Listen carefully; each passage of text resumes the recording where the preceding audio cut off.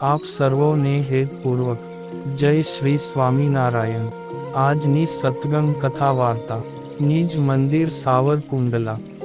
આજની સત્સંગ કથા વાર્તામાં આપને શ્રીમદ સત્સંગી જીવનની કથા સાંભળશું। અધ્યાય 13। સુવ્રત મુનિ કહે છે કે, હે રાજન, પિતા બાલ શર્માના ગયા પછી વિપ્રવર્ય દેવ શર્મા સાસુ સસરાને પ્રસન્ન કરવા પૂર્વક આચરણ કરતા હતા, અને પિતાએ ઉપદેશ રૂપે કહેલા ગૃહસ્થ ધર્મોનું શાસ્ત્રોક્ત વિધિ પૂર્વક અનુષ્ઠાન કરવા લાગ્યા।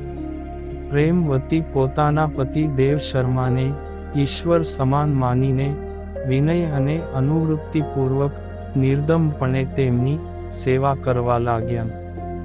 ધર્મ અને ભક્તિ બંને વિનયપૂર્વક દરેક પક્ષની એકાદશીનું વ્રત પરમ આદર સહિત નિરાહાર રહીને કરતા હતા। હે રાજન, શ્રુતિ અને સ્મૃતિમાં પ્રતિપાદન કરેલા ધર્મોનું વિધિપૂર્વક આચરણ કરતાં તે દંપતીનું મન દિવસે દિવસે અધિક વિશુદ્ધ બનતું હતું। મહાસંકટના સમયે પણ ધર્મદેવ પોતાના ધર્મનો ક્યારેય ત્યાગ કરતા નહીં, તેમજ સદાય ધાર્મિક પુરુષોનો જ સમાગમ કરતા હતા, પણ બીજાનો સંગ તો ક્યારેય પણ કરતા નહીં। આ પ્રમાણે દેવ શર્માની ઉત્કૃષ્ટ ધર્મ નિષ્ઠા જોનારા સર્વે મનુષ્યો તેમને હે ધર્મ એ પ્રકારે જ બોલાવવા લાગ્યા। તેથી દેવ શર્મા ધર્મદેવના નામથી જ આ લોકને વિશે પ્રસિદ્ધ થયા। લાભ શુભ વગેરે પુત્રોની સાથે શ્રદ્ધા મૈત્રી વગેરે બીજી 12 પત્નીઓ પ્રાકૃત મનુષ્યો જોઈ ન શકે તે રીતે દિવ્ય સ્વરૂપે ધર્મદેવની સેવામાં સર્વદા હાજર રહેતી હતી। ધર્મદેવ હંમેશા ત્રિકાળ સ્નાન, ત્રિકાળ સંધ્યા, સાયં પ્રાતઃ હોમ, ગાયત્રી જપ, સ્વાધ્યાય અર્થાત સત્શાસ્ત્રનું વાચન, પિતૃતર્પણ, વિષ્ણુ પૂજન, વૈશ્વદેવ કર્મ અને અતિથિ સત્કાર વગેરે નિયમપૂર્વક કરતા હતા।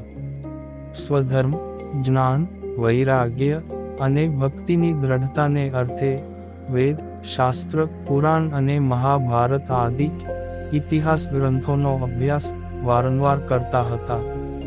હે રાજન, તે દંપતી પોતપોતાના ધર્મોનું દ્રઢતાથી પાલન કરતાં થકાં પ્રેમપૂર્વક શ્રી વિષ્ણુ ભગવાનનું સેવન પૂજન કરતાં હતાં, અને જન્માષ્ટમી, રામનવમી વગેરે સર્વે વ્રતોનું અનુષ્ઠાન કરતાં હતાં। આ પ્રમાણે સ્વધર્મ અને ભગવદ ભક્તિને વિશે દ્રઢતા જેવી ધર્મદેવ અને ભક્તિ દેવીને હતી, તેવી જ દ્રઢ સ્થિતિ દુર્વાસાના શાપથી પૃથ્વી પર જન્મેલા મરીચ્યાદિક મુનિઓની પણ હતી। સુવ્રત મુનિ કહે છે કે, હે રાજન, સમય વ્યતીત થતાં ધર્મ અને ભક્તિ દેવીને ત્યાં એક પુત્ર રત્નનો જન્મ થયો। તે સ્વધર્મ નિષ્ઠ અને ગુણોમાં સંકર્ષણ સમાન હોવાથી રામ પ્રતાપ નામ રાખવામાં આવ્યું। ધર્મદેવના પ્રાગટ્ય પહેલાં આ પૃથ્વી ઉપર જે અસુરો ઉત્પન્ન થયા હતા, તે સર્વે ભગવાનના ધર્મનિષ્ઠ ભક્તોને અનેક પ્રકારે દુઃખ આપીને પીડવા લાગ્યા।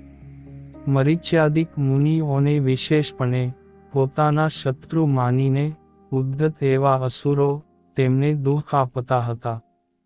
તેમાં ધર્મદેવને તો તેથી વિશેષ અતિ અધિક દુઃખ આપવા લાગ્યા। ભક્તિ દેવીએ સહિત ધર્મદેવને પોતાના એકમાત્ર શત્રુ જાણીને જે પ્રકારે તેઓ દુઃખી થાય, તેમ તે અસુરો અધિક અને અધિક ઉપાયો કરવા લાગ્યા। તે અસુરો ધર્મદેવના સર્વશ્રેષ્ઠ ગુણોને વિશે દોષોનું આરોપણ કરીને વારંવાર નિંદા અને તિરસ્કાર કરતા હતા, તથા મિથ્યા અપવાદનું આરોપણ કરતા હતા। દુર્જનોના અતિ ત્રાસથી છપૈયામાં રહેતા ધર્મદેવ ત્યાં અત્યંત ઉદાસ થયા। તેથી છપૈયાનો ત્યાગ કરીને પત્ની પુત્ર સાથે અયોધ્યામાં આવીને રહ્યા। હે રાજન, તે અયોધ્યામાં પણ નિત્ય સરયુ ગંગામાં સ્નાન કરીને પોતાનું સંધ્યા વંદન આદિક નિત્ય અને નૈમિત્તિક કર્મનું અનુષ્ઠાન કરતા ધર્મદેવને અસુરો વારંવાર વધુ પીડવા લાગ્યા. હે રાજન, દુષ્ટ પ્રકૃતિના અસુરો પતિવ્રતા ધર્મપરાયણ સુશીલ સદાચારયુક્ત દોષ રહિત એવા ભક્તિ દેવીને પણ વારંવાર દુઃખ આપવા લાગ્યા.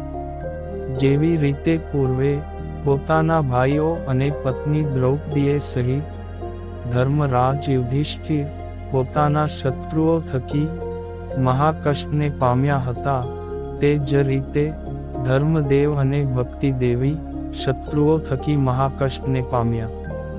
હે રાજન, ત્યારબાદ પોતાની બુદ્ધિ પ્રમાણે દુઃખનો પ્રતિકાર કરવાની ઈચ્છાવાળા ધર્મદેવ અયોધ્યાપુરીનો ત્યાગ કરીને શ્રી વિશ્વનાથની કાશીપુરીમાં આવીને ત્યાં કેટલાક માસ સુધી રહ્યા. કાશીને વિશે પણ ધર્મના અતિ દ્વેષી અસુરોએ ધર્મદેવને અનેક કષ્ટ આપવા માટે મહાન ઉપદ્રવ કર્યો. અસુરોના ત્રાસથી અતિ પીડાયેલ ધર્મદેવ ધીરજ રાખીને પત્ની અને પુત્રને સાથે લઈ અસુરો ન જાણે તે રીતે કાશીથી નીકળીને પ્રયાગ ક્ષેત્રમાં આવ્યા. પ્રયાગ તીર્થને વિશે ધર્મદેવે તીર્થમાં કરવા યોગ્ય સમગ્ર વિધિ કર્યો અને અહિંસા આદિક નિયમોનું પાલન કરતા ધારણાં પારણાં આદિક વ્રતોનું અનુષ્ઠાન કરીને શરીરને કૃશ કર્યું.